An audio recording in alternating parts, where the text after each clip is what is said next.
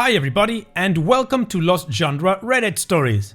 In this video, we're gonna start with a story from the subreddit Relationship Advice with an update that I'm sure you guys are gonna love. And then we're gonna go crazy and just do two malicious compliance back to back. As usual, if you wanna move around the video, you can always use the timestamps right below it. Now, let's get started with that first story.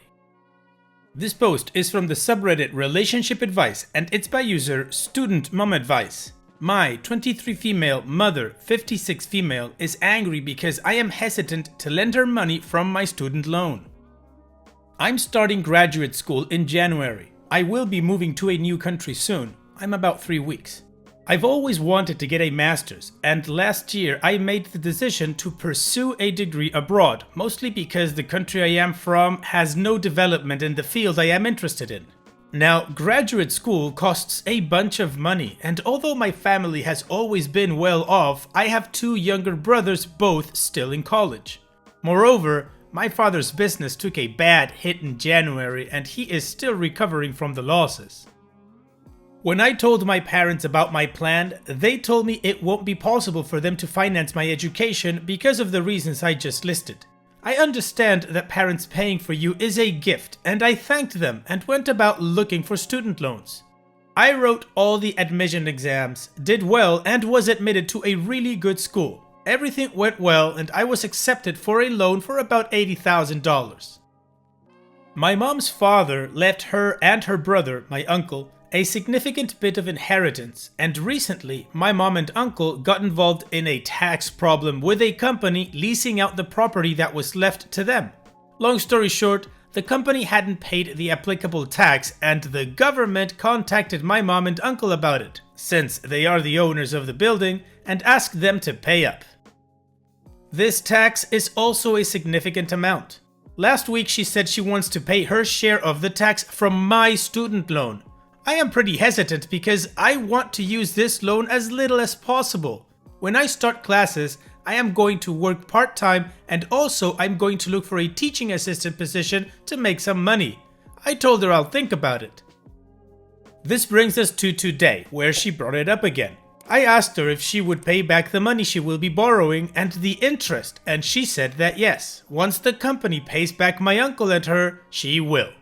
I asked her why they aren't suing the company because they are pretty much violating their leasing agreement, and she said they don't want to get involved in the legal hassle. Plus, the deadline to pay the tax is March of next year. If they don't, then they will lose their building.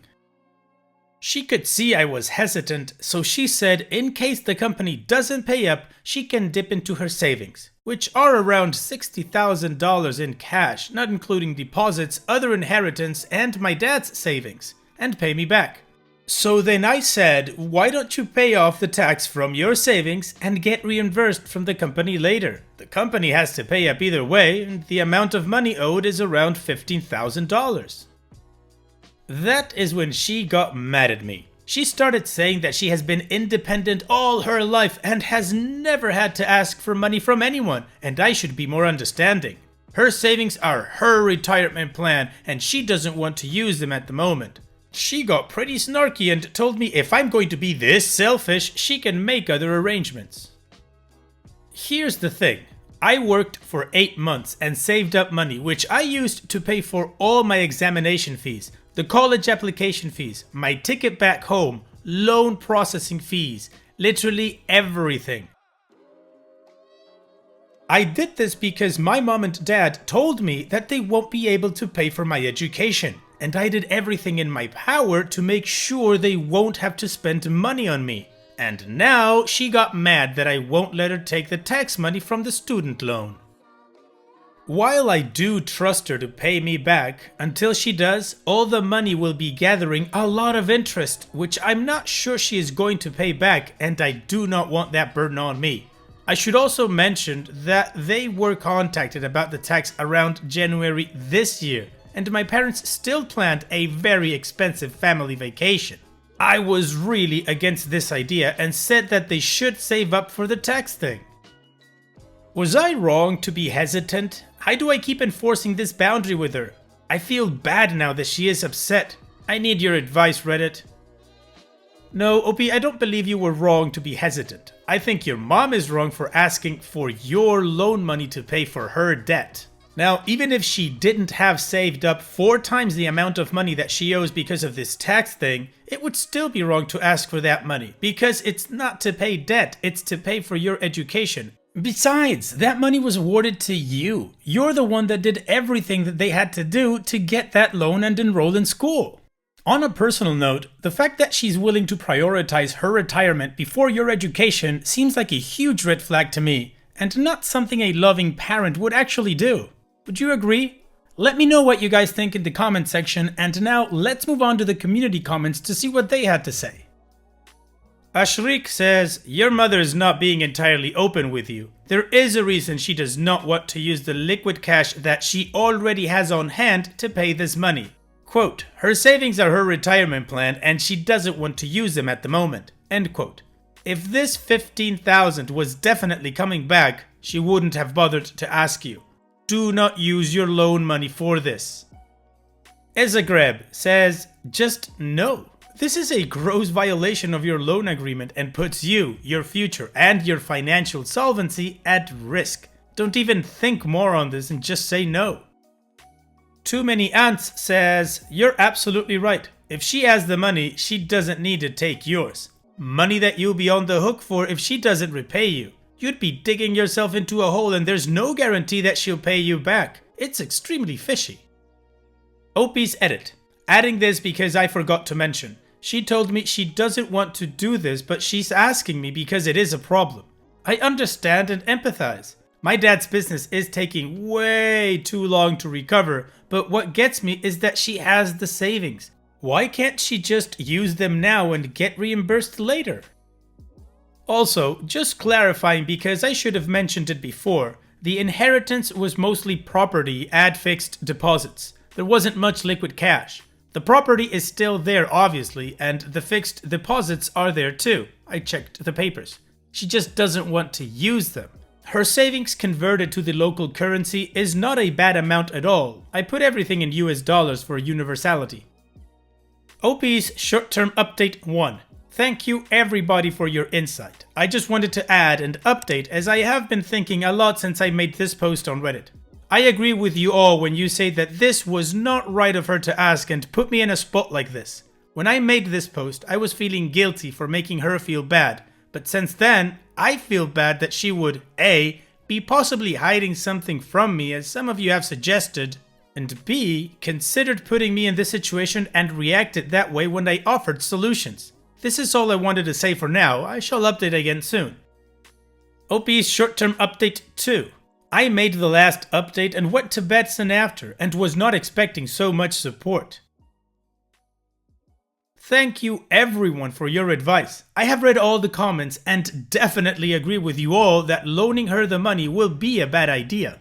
Someone said my father does not know and I suspect the same. I am going to talk to him about this and see what he has to say.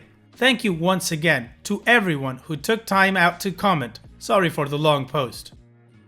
Okay then, well the community is definitely in sync that OP doesn't have to give her mom a penny and she shouldn't, and OP is starting to see this as well. So now it's time to move on to the final update and see what ended up happening.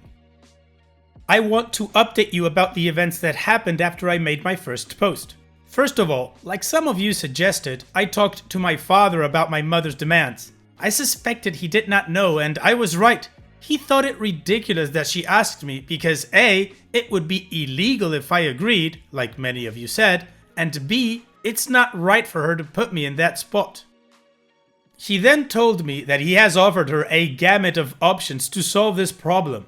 Lawyers to take legal actions against the company, a former director of the company whom he knows and who may be able to get my mother in touch with the correct person, and even letting the government know that the company has been breaching the contract. But apparently, she has not shown much interest in any of those solutions because they require effort and time from her side, which makes him think she is hiding something, which most of you thought, and I would have to agree. Yesterday, the topic of my loan came up, and I firmly told her that it is illegal and neither can I afford it, so she shouldn't hope that I am able to help her. I did say I will help her figure out legal options or even the best way to take a loan to pay off this debt. She's my mother and I do love her. That being said, I should have mentioned that she is a narcissist, and the sad part is she doesn't even know how her actions affect others. My brothers, both 19, told me that they had told her repeatedly that it was a very bad idea to take an expensive vacation with this looming tax problem. She didn't listen and did what she wanted. I thought over her actions for the past few years, and they are indeed very self-centered. The money she makes every month is more than the combined salary that both parents of some of my friends make, and yet she is always complaining about money. She is living under some illusion that someone will rescue her from this crisis, not realizing that she has to take some action. I don't mean to rant about her, but it saddened me a bit to know that she is so reckless with her money and then considered jeopardizing my education. Again, thank you everyone for your advice and support. Well, OP, the fact that you guys know that your mom is a narcissist explains a lot. It does sound pretty aligned with all the other stories I've read with crappy parents like yours. Anyways, the good thing is that OP said no and she is leaving now, so there's no way that the mom can go about getting her money. So all I'm gonna say now is, OP, all the best in grad school and hopefully the future brings good things for you. Take care. And now let's move on to the next post. This post is from the subreddit Malicious Compliant, and it's by user Tiramisu. Are you sure you want me to take part in this go-kart race? Sure thing, boss. A few years back, I started my first job as a mechanic and was informed of a mandatory monthly kart race on the local track, which was promoted by my boss and owner of the company. He didn't care if you enjoyed it or not. He booked the time slot and we all had to show up, after working hours and paying your own ticket to drive. It was supposed to be a team building exercise, and I could see the boss really liked racing cars through the various pictures and trophies in his office. During the week, in anticipation of the event, the boss would motivate and participate in setting the mood for the upcoming race. It was the only topic that week, and I was told by colleagues that this was really important. I knew that on the evening of the race I had to pick up my girlfriend and that would clash with the race. So a couple of days before, I told my supervisor that I would not attend the race. It was after hours and on my dime anyway, so I didn't think it would be a problem. Some 20 minutes later, I'm summoned to the boss's office and he's not looking happy. He tells me that building the team spirit is one of his priorities and that I'm new there, so I was to give a lot of focus to this monthly event if I was to keep working there because it was part of the core culture of the company. I really needed the job, so I just said, sure thing, boss. On the evening of the event, I drive to the kart track and, upon arrival, I see my colleagues all in jeans and t-shirts and my boss in full ballerina attire. He had racing overalls, racing boots, gloves, and even a custom helmet. It dawned on me the reason for the event and why so much attention was given to it. Kart racing was his thing. With about 15 racers, I asked to start dead last. Bossman listens to me talking and intervenes in front of everyone that we were there to race and not to just drive around slowly. Up until that point, I wasn't really paying much attention, but I decided to comply and show how much the core corporate culture was important to me. Starting from last, I proceeded to overtake all other karts, including Bossman, on the outside of a fast corner. Overtaking on the outside is often seen as a bold and arrogant move.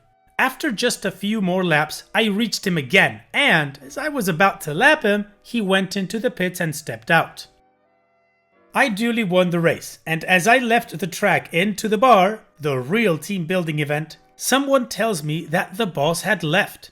At the bar, the topic of the evening was how I had outraced everyone and how the boss, who had won all races since ever, was livid with my performance. Too bad for him. I guess I forgot to add to my resume that I had raced karts competitively as a kid, so I knew what I was doing and shattered his Ricky Bobby dreams. After that, I was always courteously invited, but never again required to show up to his events. I went a few times, but arrived late on purpose, so I would just take part in the bar thing and not the race. Well, OP, your boss definitely got a good ego check there, and now you don't have to take part in the race anymore, but you do participate in the important team building part, which is at the bar. Thanks for sharing, OP. Now let's move on to the next post. This post is from the subreddit Malicious Compliance, and it's by user I have no fish, only water. Won't cancel my internet unless you're unable to provide service? Okay. So, when I was living in the city, I had a contract with my internet provider, Rogers for my fellow Canadians. After a year in my apartment, I decided to move in with my then boyfriend, now husband, on a farm. A farm on a dirt road in the middle of nowhere. So I called to cancel my internet. Conversation goes like this. I need to cancel. I'm moving. Them interrupting me. Your service moves with you. You signed a contract for X amount of years, and it only ends early if we are unable to provide service. You are unable to provide service. I'm moving to a rural area. Not possible. We provide service to many rural communities. What's your new postal code? I provided. That's for town name. We have service in town name. But I'm not living in town name. That's just my postal address. I'm living on a farm outside of town name. They repeat the contract speech with the additional offer of an absurd buyout fee if I want to cancel my contract early without cause. Cue malicious compliance. Fine, you know what? I would love high-speed internet instead of crappy satellite internet. When can you come?